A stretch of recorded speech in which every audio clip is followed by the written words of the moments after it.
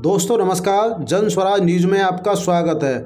आज हम बात करेंगे उत्तर प्रदेश में होने वाले 10 विधानसभा सीटों के उपचुनाव की। लोकसभा चुनाव के बाद अब उत्तर प्रदेश की 10 विधानसभा सीटों के होने वाले उपचुनाव में सभी राजनीतिक दलों की कठिन परीक्षा होगी। पहली बार इतनी अधिक सीटों पर एक साथ उपचुनाव होने जा रहा है। सभी राजनीतिक दल अपनी अपनी ताकत दिखाने के लिए तैयारियों में जुट गए हैं। एनडीए व इंडिया गठबंधन के प्रत्याशी एक बार फिर इस चुनाव में आमने सामने नजर आएंगे। वहीं आमतौर पर उपचुनाव न लड़ने वाली बहुजन समाज पार्टी ने भी इस उपचुनाव में अपना खोया जनाधार पाने की कोशिश में अपने प्रत्याशी उतारने की घोषणा कर दी है। मायावती ने उपचुनाव में प्रत्याशी उतारने की घोषणा आज़ाद समाज पार्टी के नेता चंद्रशेखर आज़ाद द्वारा इस उपचुनाव में अपने प्रत्याशी उतारने की घोषणा के बाद की है। मायावती को डर है कि कहीं उसका वोट चंद्रशेखर की तरफ ना चला जाए, इसीलिए उन्होंने इस उपचुनाव में भाग लेने की घोषणा की है। यह उपचुनाव उन 9 विधानसभा सीटों पर होंगे जिन सीटों के विधायक अब सांसद बन चुके हैं। इसके अलावा कानपुर की सीसामऊ विधानसभा सीट पर भी उपचुनाव होगा, क्योंकि इस सीट से सपा के विधायक इरफान सोलंकी को बीते दिनों एमपी एमएलए कोर्ट ने आगजनी के मामले में 7 वर्ष की सज़ा सुनाई थी, जिसके बाद उनकी विधानसभा की सदस्यता चली गई है।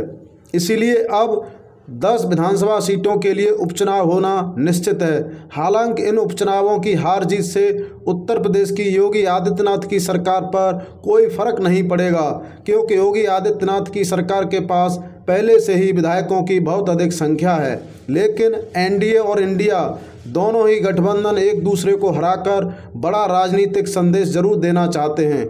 10 सीटों के उपचुनाव के लिए जो सीटें रिक्त हुई हैं उनमें 5 समाजवादी पार्टी के पास, 3 भारतीय जनता पार्टी के पास, 1 सीट जयंत चौधरी की पार्टी राष्ट्रीय लोकदल व 1 सीट निषाद पार्टी की है। तो आइए ये भी जान लेते हैं कि किस किस विधायक के इस्तीफे से ये सीटें रिक्त हुई हैं। अलीगढ़ की खैर विधानसभा सीट भाजपा के विधायक अनूप प्रधान वाल्मीकि के इस्तीफे के बाद खाली हुई है।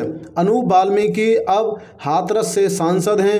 बिजनौर की मीरापुर विधानसभा सीट भारतीय जनता पार्टी के सहयोगी रालोद के विधायक चंदन चौहान के इस्तीफे के बाद रिक्त हुई है। अब चंदन चौहान बिजनौर से सांसद हैं। वहीं प्रयागराज की फूलपुर विधानसभा सीट भाजपा के प्रवीण पटेल के इस्तीफे के बाद खाली हुई है। अब प्रवीण पटेल फूलपुर लोकसभा से सांसद हैं। गाजियाबाद की सीट भाजपा के अतुल गर्ग के इस्तीफे के बाद रिक्त हुई है। अतुल गर्ग गाजियाबाद से सांसद हैं। मिर्ज़ापुर की मजमा विधानसभा सीट भाजपा के चुनाव चिन्ह पर लड़े निषाद पार्टी के विनोद बिंद के इस्तीफे की वजह से रिक्त हुई है। अब विनोद बिंद भदोही से सांसद हैं। अयोध्या की मिल्कीपुर सीट सपा के अवधेश प्रसाद के इस्तीफे के बाद रिक्त हुई है। अवधेश प्रसाद अयोध्या से सांसद बन गए हैं। अंबेडकर नगर की कटेहरी सीट सपा के विधायक रहे लालजी वर्मा के इस्तीफे के बाद रिक्त हुई है। लालजी वर्मा अब अंबेडकर नगर से सांसद बन गए हैं।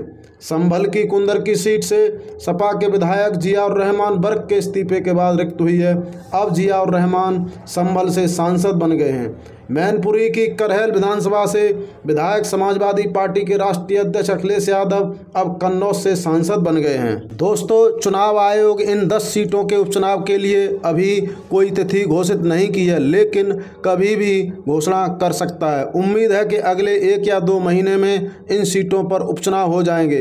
इन उपचुनाव से यह तय होगा कि प्रदेश की जनता का रुख समाजवादी पार्टी की ओर है या भारतीय जनता पार्टी की ओर है। साथियों, आपको क्या लगता है कि इन 10 सीटों पर समाजवादी पार्टी भारी रहेगी या भारतीय जनता पार्टी भारी रहेगी? कमेंट करके ज़रूर बताएं। और यदि आपने अभी तक हमारे चैनल को सब्सक्राइब नहीं किया है तो प्लीज़ हमारे चैनल को सब्सक्राइब कर दें। आपका एक सब्सक्राइब हमें नए वीडियो बनाने के लिए प्रोत्साहित करता है। तो साथियों, प्लीज़ हमारे चैनल को सब्सक्राइब कर दीजिए। जय हिंद, जय भारत।